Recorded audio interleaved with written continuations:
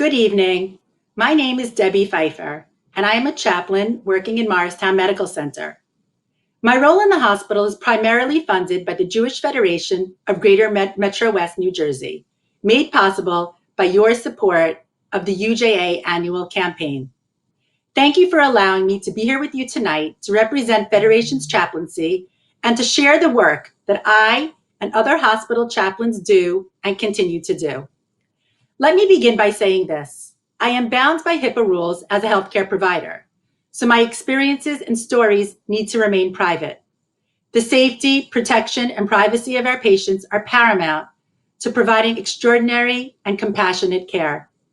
That said, I would like to share a story that illustrates what we experience through the eyes, ears, and hearts of our patients and their families.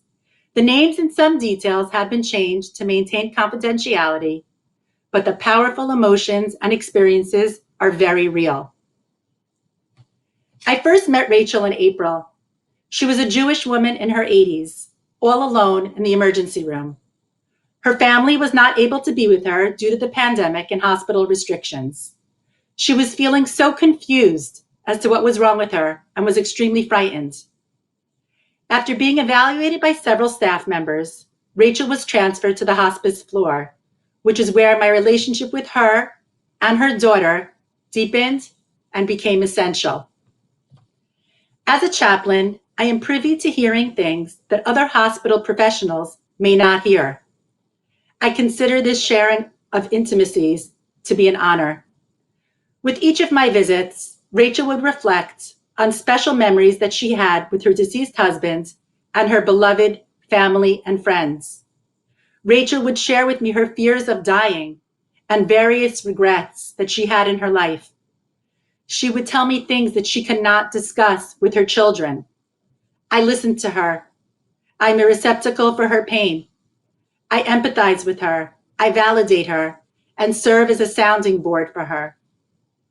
I am her only Jewish connection, and so she feels safe to explore spiritual topics and struggles with me, especially now at this time in her life. She expresses her confusions about God and her hopes for her remaining days. I pray at the end of each of our visits, which provides her with so much solace. Rachel knew she was deteriorating.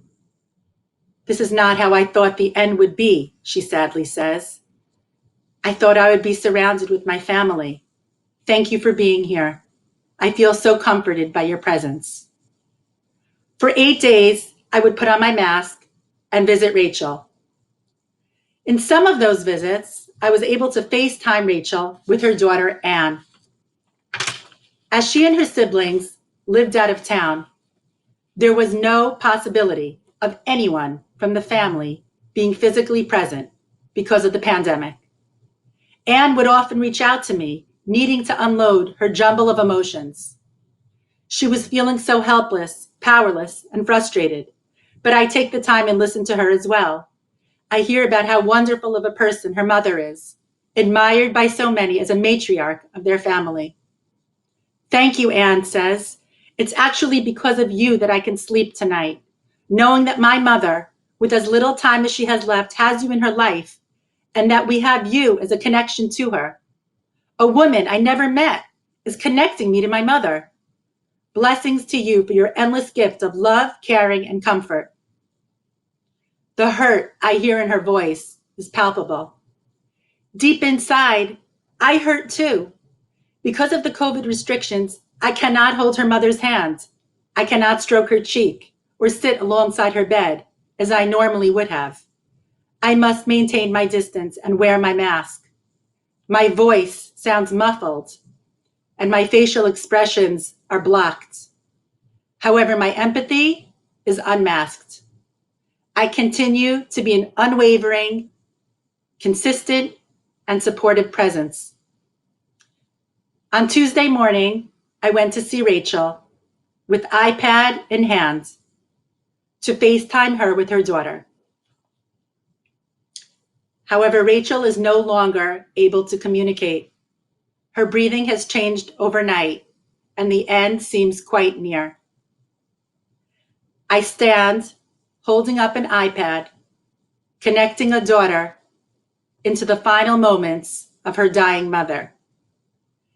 And although this is where I belong, I somehow still feel like I am intruding in the most intimate of moments.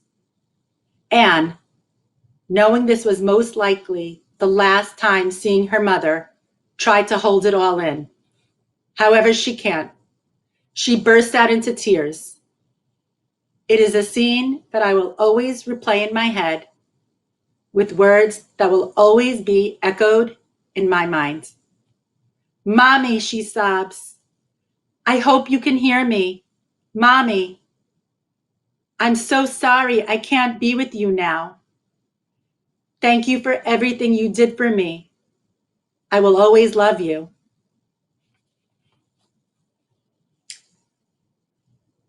This may sound like a story of three people, Rachel, Anne, and me. But when I depicted Rachel as being alone, that was not exactly true. The only reason I am in this story is because you are in this story too.